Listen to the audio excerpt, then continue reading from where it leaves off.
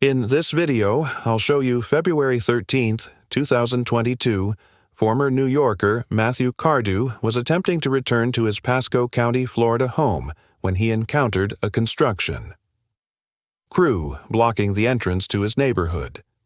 He followed the detour around to the other side of his neighborhood, but found that the only other point of entry was partially blocked by a cruiser from the Pasco County Sheriff's Office driven by Deputy Kevin LaPointe. According to Mr. Cardew, he stopped at the intersection and used his turn signal to communicate his intention to turn into the neighborhood. But Deputy LaPointe did not respond. Mr. Cardew then stopped next to the police vehicle with no reaction from Deputy LaPointe before continuing to drive past the cruiser. Deputy LaPointe then flashed his siren and Mr. Cardew stopped and rolled down his window while Deputy LaPointe approached. So people that can't live here, can go up there? Don't you think you should probably stop and explain, hey, listen, I got to go to a certain area because it's blocked off at a certain point and you'd be a dead end anyway. Stop, darling. Yeah, but you went right past the whole thing. All right, what are we doing here? Where's your house? Right up there on Kitten Trail. Okay, where? See the curve? Yes. Just past the curve on the left. Is it north of Little Pete Court? Yes. Okay. I just drove all the way around to get here. Okay, well, I don't know that. Well, I'm explaining it to you now. I know, but Can I go or not? Yeah, get the hell out. Thank you. See you later.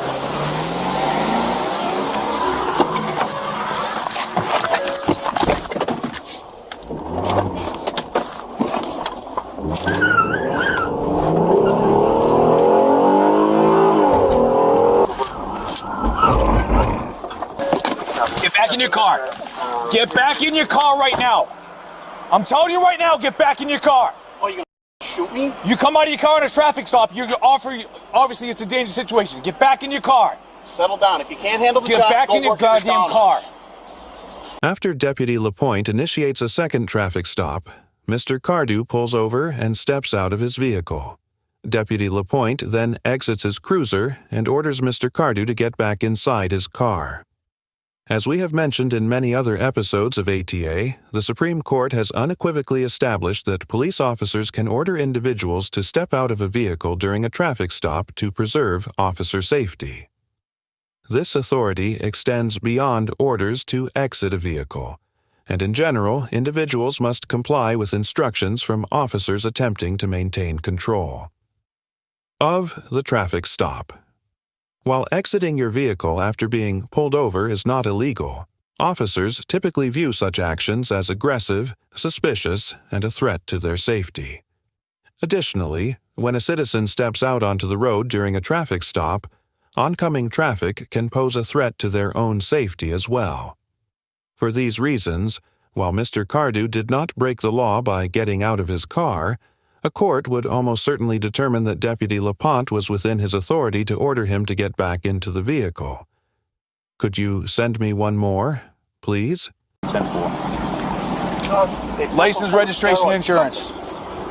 What'd you stop me for? License, registration, and insurance. What'd you stop me for? License. Reason for the stop. You'll find out as soon as I have your information. Supervisor. You'll find out as soon as I have your information. And I'll give you it as soon as I get a supervisor. So you're failing to identify yourself at a traffic stop. I'm not failing to identify at a traffic stop. Okay, video all you want. You're free. I have the body cam since I stopped you in the first place. It doesn't disappear. It's public record. I know it's public record. License, registration, and insurance. What's the reason for the stop? You failed to yield to a police barricade. You're screeching your tires as you leave. You're driving fast. You're obviously frustrated. Yeah. So I'm asking for your license, your registration, and insurance on a lawful... Mr. Cardew refuses to provide his license, registration, and proof of insurance to Deputy LaPointe and instead requests a supervisor. And Deputy LaPointe argues that Mr. Cardew was required to identify himself because the traffic stop was lawful. Under Section 322.15 of the Florida statutes, drivers must have their license in their immediate possession at all times when operating a motor vehicle and must present it, quote, upon the demand of a law enforcement officer. Nevertheless, officers cannot lawfully stop a vehicle without at least reasonable suspicion of a traffic offense or crime. Here, Deputy LaPointe claims that he stopped Mr. Cardew because he failed to yield to a police barricade, screeched his tires, drove fast, and was, quote, obviously frustrated. According to Section 316.078 of the Florida statutes, quote, "It is unlawful to drive around any barricade erected for the purpose of closing any section of a public street or highway to traffic during the construction or repair thereof, or to drive over such section of public street or highway until." Again, thrown open to public traffic, and while it is arguable that Mr. Cardew violated this statute when he drove past Deputy LaPointe's vehicle, Deputy LaPointe had already stopped Mr. Cardew about this issue and informed him he was free to drive home. Nonetheless, it is possible that a court would conclude that Deputy LaPointe had reasonable suspicion to detain Mr. Cardew based on his aggressive driving. Section 316.154 of the Florida statutes, which prohibits improperly starting a vehicle, states that, quote, "None person shall start a vehicle which is stopped, standing or parked unless and until such movement can be made with reasonable safety." In the 2002 case of Donaldson v. State, the 4th District Court of Appeal of Florida concluded that an officer did not have reasonable suspicion that an individual violated this statute, despite the fact that the officer testified that the vehicle's tires were squealing because the officer did not see the defendant's vehicle start from a stopped position. However, in reaching this decision, the court did not invalidate the state's argument that starting and driving a vehicle at such a rate of speed so as to cause the tires to squeal violated this statute, and in the 2011 case of State v. Rudder, the Supreme Court of Vermont distinguished this decision from a case where the officer did observe an individual stop and start their vehicle. The court determined that the officer had reasonable suspicion that a driver violated a similar Vermont statute when he, quote, quote, peeled out with his tires spinning and his engine revving, if a Florida court applied similar logic to this situation. It is likely it would hold that Deputy LaPointe had reasonable suspicion to stop Mr. Cardew because he observed Mr. Cardew start his vehicle from a stopped position in a manner that caused his tires to squeal. Failing to provide any identification. I'm not failing to provide. Okay, then hand it to me. All right. Can I request a supervisor before I hand it to you? You can hand me the information first before you start failing to provide your identification. Supervisor, please. You do realize that failing to provide identification is arrestable. Cops, man. Did you get picked on as a kid? Oh, you got it picked on people. Listen, I'm not going to feed into your bullshit. Oh, I know you're not going to feed into the bullshit. Talk all you want, it really means nothing to me. I don't know. I don't know when this is good till, but... Okay. Go have fun. November 2021, so you don't have an insurance card that's updated. Yeah, try this one. I'll give you like 6 of them. Okay. How about the right one? How about... all the information's the same. This one's May 2021, that one's November 2021. Alright, is it electronic? I'll give you the opportunity to pull up a digital one. Just write a ticket. You're going to write a bunch of tickets anyways. Write me a ticket. So he failed to yield for the police barricade. He went around me, so I stopped him, and then he decides that... He fails to understand and explain to you. Yeah, something. When I started to go around, I stopped. He went around, so I stopped him. I hit the siren to get him to stop. I didn't fail to He yield. finally I stops stopped. after he's beyond the barricade. So then he causes an attitude, and he figures out, we end up figuring out where he's on. So Is that illegal? I say, so then get the hell out of here and just go. Felony? He decides he's going to start burning his tires and taking off like crazy, and his tire starts, he starts fishtailing and all that. So that's why I call it. You got that on camera, right?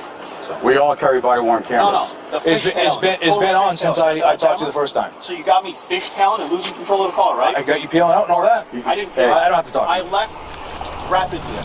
Did not break traction. I hope you got that on camera because I'll see you in court. Okay. All right. With my lawyer. Maybe I'll be at McDonald's like you suggested. Maybe you should be flipping fucking burgers.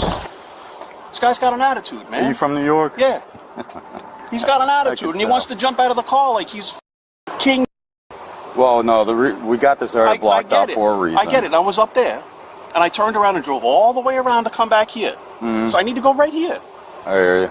And I figured, all right, he didn't even try to get out of the car when I went by. I was like, stopped right in front of his car. He didn't open the door, roll the window, nothing. So I started to go. Yeah, but if we got barricades up, you can't just drive around the barricade. But people you can't go home? You can't go to the places you're supposed to go? You have to ask him to make sure that, because we can't verify that until we talk to you. When he hit the thing, I completed my stop. And he gets out with an attitude. You don't see the patrol car? No, obviously I see it. I didn't crash into it. Well, the part is that you can't drive around the barricade to begin with. This is retaliatory because I gave him an attitude. He wouldn't have done this if I didn't give him an attitude. No, but I mean, if anybody that you come across that gives you an attitude, you're not going to like it, right? Where's the supervisor? You requested a supervisor? Yeah. What, you didn't hear me? Do you want him It's now? on your body cam. I asked you for a supervisor at the beginning of this interview. Oh my Right. God. You didn't understand request one. I did not request one. No. I asked you to request a supervisor. It's on your body camera at the beginning of this stop. I will let him know what's going on. Now you want to do it and detain me longer? So here's your information. Drive around in a detour barricade. It's $164. Fantastic. Good. You have Done 30 cop days. explaining? It's fantastic. Am I signing? You also got. Am I signing? You also got any information. Am for I improper signing? starter. Option 5 is obviously go to court and select the magistrate. You Do don't have they to pay need any to of be them. signed? Nope. Thank All set. you. How hard was that? All set. Give me your card, please. I'm not. Information. You don't need a Name card. and badge. My name and badge is LaPointe6854. I don't have to provide you any actual documentation. There you go, Pasco County Sheriff's Office. So that way you don't Oh, I forget know that where one. you're at. Okay. You still want a supervisor? Yeah. Okay. Yeah. I'll let them know. How long to do that? You're- I asked you in the beginning of the stop. It's You're on free. your body You want one cam. or not? Which I'm going to forward. Do you want one or not? I don't want one. Okay. That's what I figured. That's why we didn't call one. Where the f*** did he escalate the situation? You're all set. Have a good day. You're all set. I don't want you to talk yourself into handcuffs. Have a good day. Take care. Mr. Cardew continues to voice his displeasure about the stop to Deputy LaPointe, who tells him to move along before he talks himself into handcuffs, apparently threatening to arrest Mr. Cardew for his speech. Section 877.03 of the Florida statute states that, quote, whoever commits such acts as are of a nature to corrupt the public morals, or outrage the sense of public decency, or affect the peace and quiet of persons who may witness them, or engages in brawling or fighting, or engages in such conduct as to constitute a breach of the peace or disorderly conduct shall be guilty of a misdemeanor of the second-degree. But as the First District Court of Appeal of Florida noted in the 1986 case of Delaney v. State, quote, since this statute could in certain situations infringe upon the right to free speech, the court has limited its application to verbal conduct which falls outside the scope of constitutionally protected speech. In the 1976 case of White v. State, the Supreme Court of Florida explained that, quote, in determining the narrow line between constitutionally protected speech and that which is unprotected, it is imperative to consider the circumstances in which the words were uttered. The statute must not be construed to limit the use of a socially impermissible work merely as a tool of communication. Such expressions are constitutionally protected. The court then clarified that oral nonverbal acts which infringe upon the rights of others to pursue their normal lawful activities are not constitutionally protected even when accompanied by the use of constitutionally protected words, and, ultimately, concluded that, quote, mere words used as a tool of communication are constitutionally protected. The protection fails only when, by the manner of their use, the words invade the right of others to pursue their lawful activities, or, by their very utterance, they inflict injury or tend to incite an immediate breach of the peace. In this situation, Mr. Cardew did not engage in any conduct beyond arguing with Deputy LaPointe. He remained in his vehicle, kept his voice at a reasonable volume, and did not take any actions to prevent Deputy LaPointe from leaving. As we have often discussed here on ATA, the Supreme Court stated in the 1987 case of City of Houston v. Hill that, quote, the First Amendment protects a significant amount of verbal criticism and challenge directed at police officers, and it is clear here that Mr. Cardew was doing nothing more than criticizing and challenging Deputy LaPointe's behavior.